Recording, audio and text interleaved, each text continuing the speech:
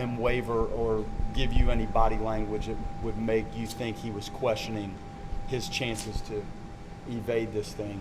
So that stands out as much as anything. Clearly the offensive stuff was good the whole game. The at-bats were solid. I thought Rowan, you see flashes of what we see when we deal with this stuff in the preseason.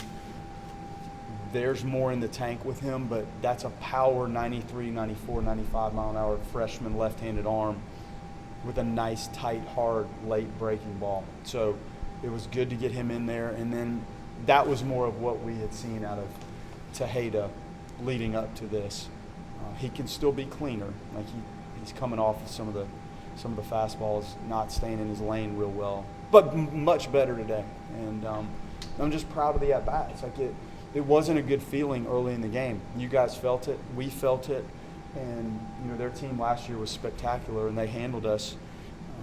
And you had a taste of that in the first 5 minutes of the ball game. So proud of the way the guys responded and opened that game up. Ferrer's grand slam, clearly the blow that opened it up. We were in position to open that game up, but it didn't happen, in my opinion, until his at-bat there. And he played a good game in left field. Tibbs in right field was nice, the defense. We didn't have a lot of plays where we punched 13 or 14 guys out, so there wasn't a lot going on, but good enough. Proud of the guys. For Whitaker to give up the 2 home runs and then retire 15 straight, is that just experience, mental toughness?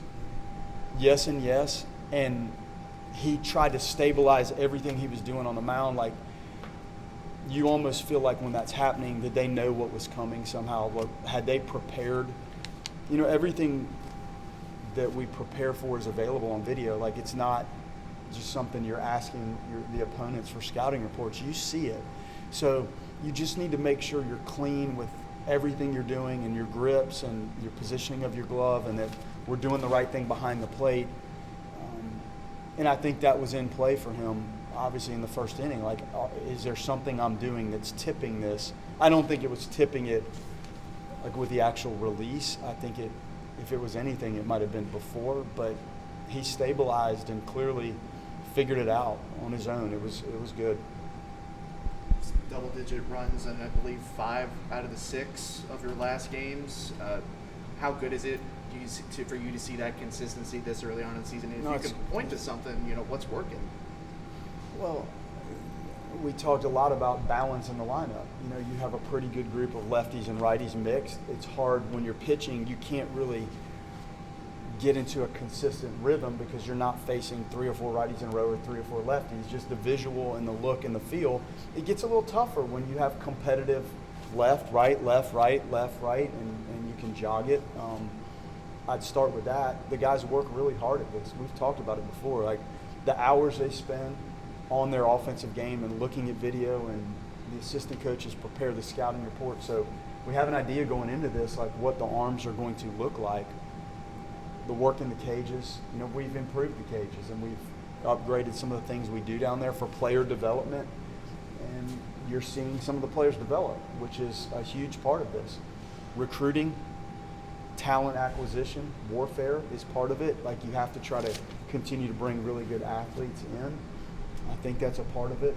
But it's the holistic body of work that these guys set out to accomplish here with their daily work, and it's our responsibility to bring capable guys into the program best we can.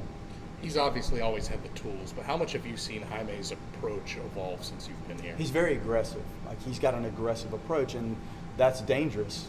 Clint Hurdle told me when we were back in the minor leagues, he was our hitting coordinator. He said, just remember, a swinging bat's a dangerous bat. It was just kind of a little cliche, but he is. It's dangerous. Like, you don't get a lot of freebies when you're on the mound and he's at the plate. Within that, I think that aggressiveness, he's harnessed some of that and has kept things in the hitting zone a little bit better, less than 2 strikes. And he's always been a tough 2-strike hitter, but you just don't want to deal with, like, too many 0-2 and 1-2 counts by maybe swinging at or fouling off pitches early in the count that maybe you're better off taking. But he's dangerous. He's physical. We talk about this weight room a lot. I bet if you checked his strength numbers from day one in this program to where he is right now, he's strong.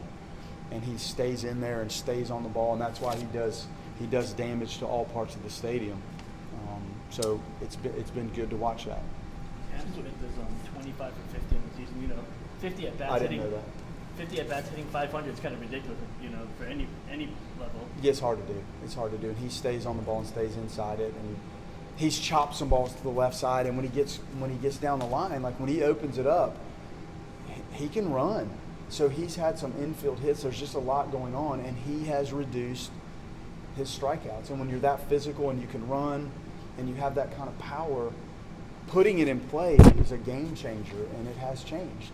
We're going to run into some pitching, down the stretch that's maybe more familiar with him. So we have some challenges ahead of us, and we have to just continue to fight through pitch by pitch of the at-bat, Cam included, Tibbs included, everybody, to continue to just try to maximize your chances every day to go out there and score. You talked about that series last year. There's so many guys, so many games in a baseball season, but does that play into just guys, the juice in the dugout going into a game like this, or does it not? Well, that was tough last year. Their team should have been a postseason team. I don't remember what happened down the stretch. I don't think they were. They should have been. And the arm that pitched against us, Woodward, and came out of the game, that was a talented arm that started. Like going back to last year, and they hit 142 home runs. Like, they're tough, and you go through cycles in your program where some of those guys are drafted and leave, and they still have talented players. We asked them to come out and from pitch one be absolutely locked in, knowing what that felt like last year. And we stood in right field a lot last season and talked about, just remember how this feels at the end of these games when you're on the wrong side of this and you're on the wrong side of it the next day. And I felt like they carried that. And it wasn't easy. This didn't start out when people see the score. It's hard to explain the feeling you had in the first inning of this game. It felt like what happened last year. So it was good. It was nice. And I needed it, and the guys needed it. That was a good one. Yoel's first outing, did you think he just got sped up and amped up, and what did you see different? I did. And he spun off. Every miss was basically in the same part of the area, down, and he was spinning off it. It was better today. There's more in there. When it lines up and syncs up, it's really special arm talent. But when you spin, that's why he was pulling those fastballs to his glove side, where today I think he was on it better. And he's got a good slider. When he stays on that and stays through it, it has a little more bite than some of the ones he backs off of or spins off of. So we know mechanically what he needs to do.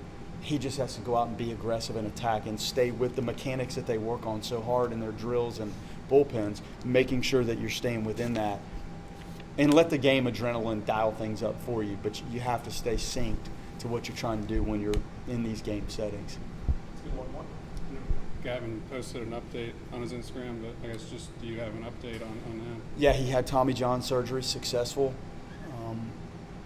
I think this could have happened in the Butler rainout day when he jumped on the mound.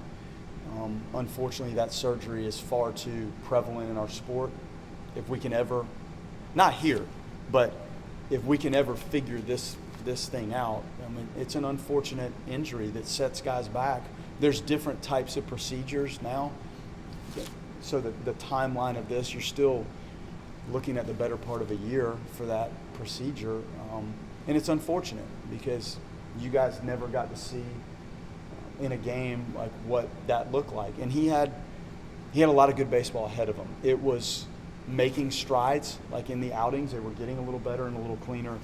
And I feel awful for him because he put in a lot, and there's a lot of good baseball ahead of him. It stinks that he had to clearly go through that. But if there is something to have as a pitcher, that's probably the procedure that the industry has figured out, and guys seem sometimes to come back even better. So he'll be okay.